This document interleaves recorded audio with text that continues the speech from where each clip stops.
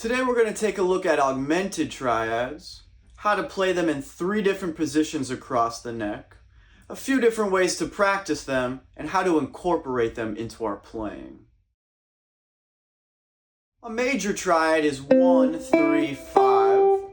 A minor triad is 1, flat 3, 5. A diminished triad is 1, flat 3, flat 5. And an augmented triad is 1, 3, sharp 5. Now what's cool about augmented triads is that they're symmetrical. If we take the notes C, E, and G sharp and move all those up a major third, we just get an inversion of the same triad. So what that means is that there's only 4 unique augmented triads.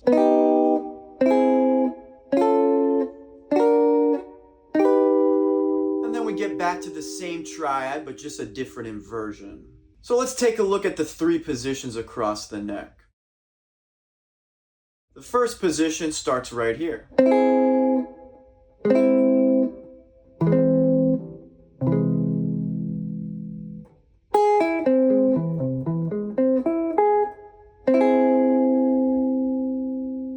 So we get 1, 2, 3, 4 different shapes. And you can play that as 3-note voicings or single notes as well.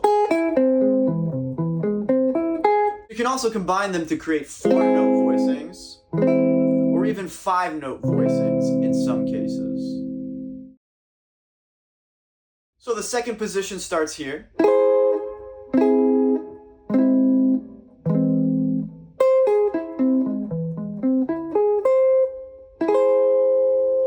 And if you notice, it's the same exact shape as the first position. That's because augmented triads are symmetrical. So it's really easy to learn them because the positions are all going to be the same. You can always take them up a major third.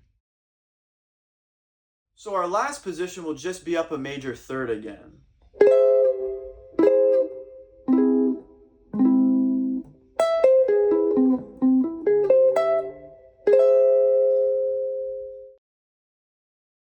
So what are some ways we can actually use these augmented triads?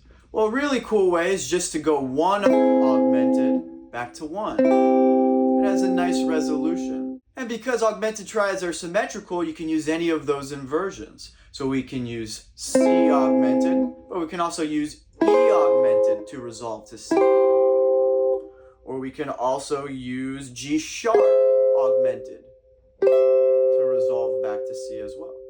Another cool way to use augmented triads is just by using a 5 augmented chord. So we can do G augmented and resolve that to C. And once again, because augmented triads are symmetrical, we can use any of those inversions. So G augmented to C, but we can also do B augmented to C. And lastly, we could do D sharp augmented to C.